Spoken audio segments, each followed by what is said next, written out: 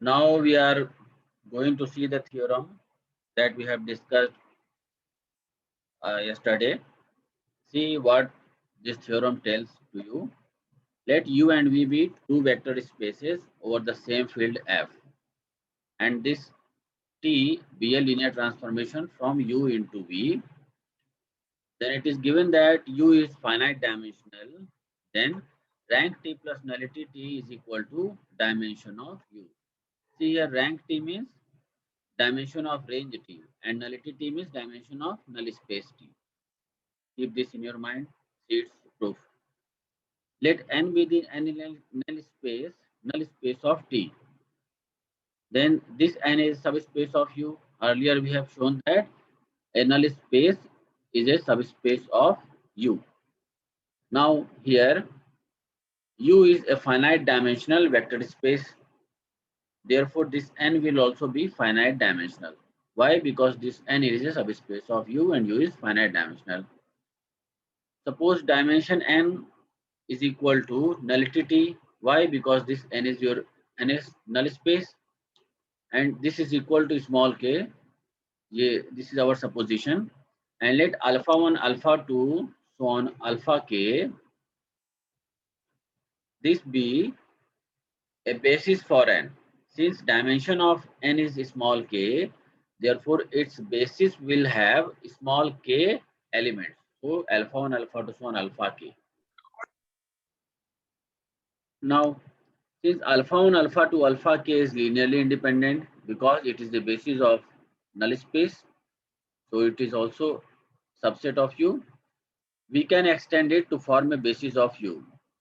This we have proved earlier that a linearly independent subset can be extended to form a basis. Suppose dimension U is equal to n. So in this linearly independent subset, we will extend this alpha k plus 1 to alpha n. So let alpha 1, alpha 2, so on alpha k plus 1, so on alpha n be a basis for U. So this has n elements and we have assumed that dimension U is equal to n. The vectors T alpha 1, T alpha 2, so on T alpha k and T alpha k plus 1, so on T alpha n are in range of T. Why? Because T is a linear transformation from U into V as per the definition of range T. We claim that T alpha k plus 1, T alpha k plus 2 and so on T alpha n, it is a basis for the range of T. If it is a basis for the range of T, then we have done. See here, first we shall prove that the vectors, these vectors from T alpha k plus 1 to T alpha n, they span the range of T. See here, if this is a basis, it should span the range T and it should be linearly independent. This is the condition for a subset to be a basis. Let beta be in range of T. Then there exists alpha in U such that T alpha is equal to beta as per the definition of this range T. Now alpha belongs to U here. It means there exists A1, A2, so on An in F such that alpha can be written as a linear combination of alpha 1, alpha 2, so on alpha n.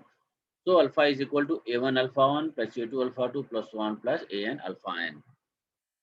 Why? Because alpha 1, alpha 2, so on alpha n is a basis of U and alpha is in U, so alpha can be written as their linear combination. Now apply here T. So T alpha will be T A1 alpha 1 plus A2 alpha 2 plus 1 plus An alpha n, or T alpha is your beta. Beta is equal to A1 T alpha 1 plus A2 T alpha 2 plus 1 plus AK T alpha k plus AK plus 1 T alpha k plus 1 plus 1 plus An T alpha n, or beta is equal to AK plus 1 T alpha k plus 1 plus 1 plus An T alpha n. Why? Because since alpha 1, alpha 2, alpha k, they belong to n. Therefore, T alpha 1 will be 0, T alpha 2 will be 0, and so on T alpha k will be 0. Why? Because this n is a null space. And as per the definition of null space, it will contain all those alphas for which T alpha is equal to 0 vector. So, these k terms will be 0.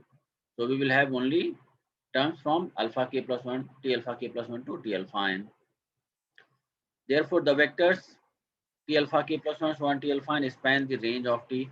Why? Because this beta is in T and beta can be written as a linear combination of T alpha k plus 1 to T alpha n. So these vectors span the range of T.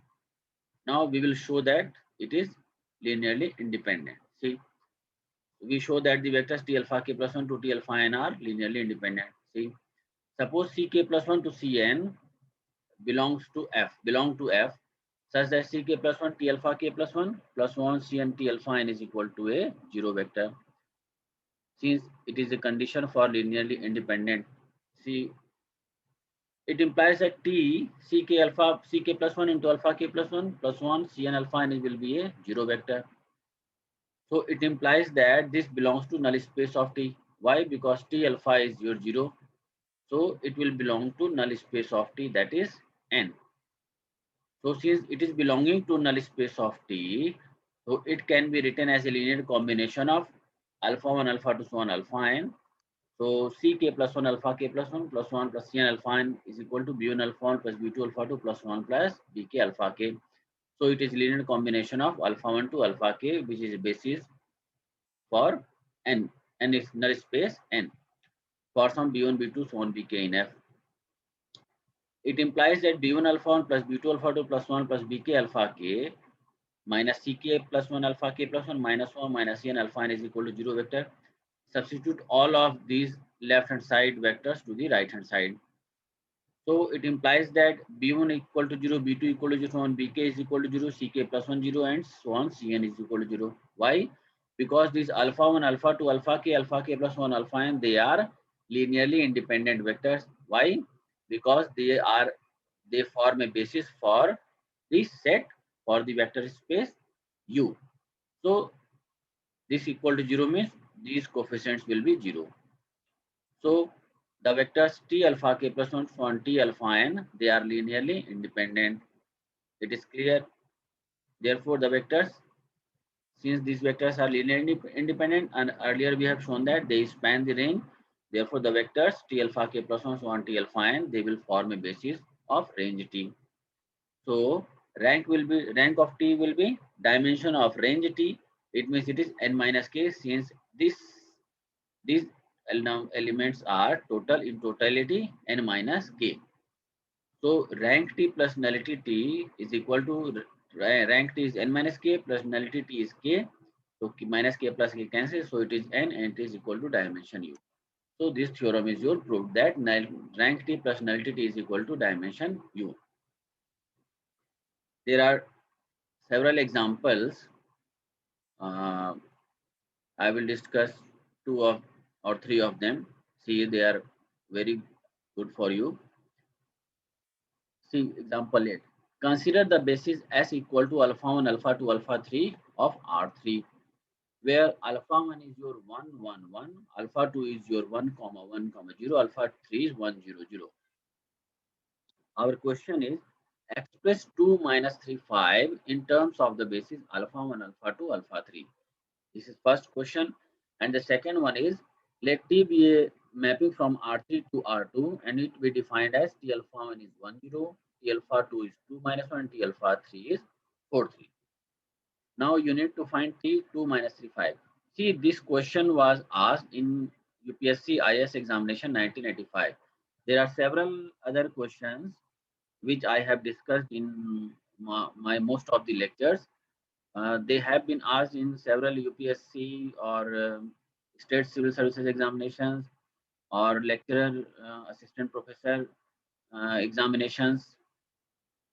Everywhere these questions were asked. So if you practice all of them, you will be definitely benefited. And I have started giving solutions to those problems like in the examinations NDA, CDS or UPSC or state civil services or whatsoever, but only related to mathematics questions, not any other else, not reasoning, not GS or anything else, only to mathematics problems.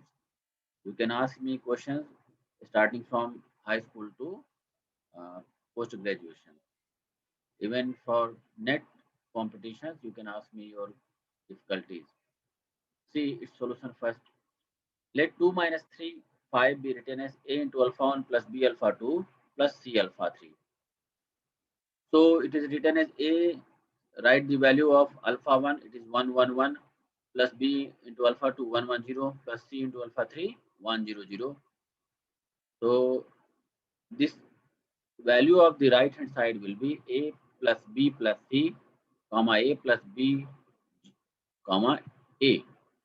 So compare these with the left hand side vector. So A plus B plus C will be 2, A plus B will be minus 3, and A is your 5. Solving these three, we get A is equal to 5, B minus 8, and C 5. So this 2 minus 3, 5 can be written as, right here the values of ABC, 5 alpha 1 minus 8 alpha 2 plus 5 alpha 3. This completes our first part of this example. Now see the second part, T2 minus 3, 5. Now T2 comma minus 3, 5 is equal to T. Write the value of 2 minus 3, 5, 5 alpha 1 minus 8 alpha 2 plus 5 alpha 3. So it is equal to 5 into T alpha 1 minus 8 T alpha 2 plus 5 T alpha 3. Why? This is because this T is a linear transformation. So it is equal to 5 into T alpha 1 is your 10 as per given in the problem. T alpha 2 is 2 minus 1. So 8 into 2 minus 1 plus T alpha 3 is 4, 3 plus 5 into 4, 3. Multiply this, it will be 5, 0, 16 minus 8, 20, 15. Solve them, it is equal to 9, 23. So these type of problems were asked in several state services examinations, and you can prepare them as well. You can even prepare for Indian Forest Services and ISS examinations. There are several other examinations for which you can prepare using my lectures. I think we can discuss one example here also. See here, let V over R be the vector space of all polynomials in X with coefficients in the field R. So this is our real set of real numbers. Let D and T be two linear transformations on V. They are defined as D over Fx is ddx of Fx for all Fx in V, and T over Fx is x into Fx for all Fx in V. Now you need to show that dt is not equal to td. It is also a very important example, and it has been asked in several competitions. See, dt Fx can be written as d over t Fx. Why? Because d and t are two linear transformations. So it means d, write the value of t Fx, it is x into Fx.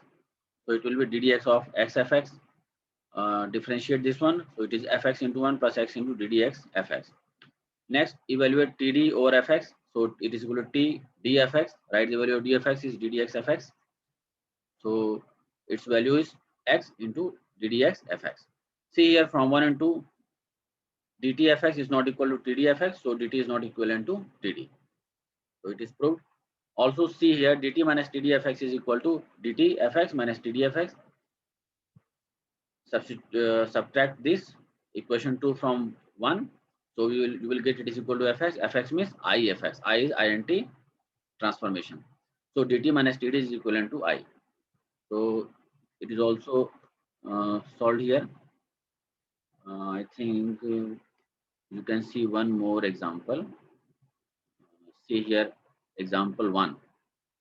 Describe explicitly the linear transformation T from F2 to F2 such that T1 is A comma B, T2 C comma D, where E1 is 1 0 and E2 is 0 1. See solution. Suppose x1 x2 be any member of F2, then we are to find a formula for T x1 x2, because we need to explicitly describe the linear transformation T. So we need to find T x1 x2. What are the given conditions? The condition is given that T1 means 1 0, T10 is AB, and T2 means T01 is your CD. We know that the set E1 E2 is a basis for the vector space F2. We know it earlier. Therefore, any vector x1 x2 in F2 can be expressed as a linear combination. See here, x1 x2 can be written as x1 into 1 0 plus x2 into 0 1. So this is your E1, this is your E2. So it is x1 E1 plus x2 E2. Now operate T. So T x1 x2 will be T x1 E1 plus x2 E2. So this is equal to x1 T E1 plus x2 T E2. Why? Because T is linear. So it is equal to x1 into, write the value of te1, this is ab, plus x2, write the value of te2 is cd. So it is x1a comma x1b plus x2c x2d. So it is equal to x1a plus x2c comma x1b plus x2d. So we have evaluated this t1 t x1 x2 means we have described this linear transformation T using this information. So this is all about for today.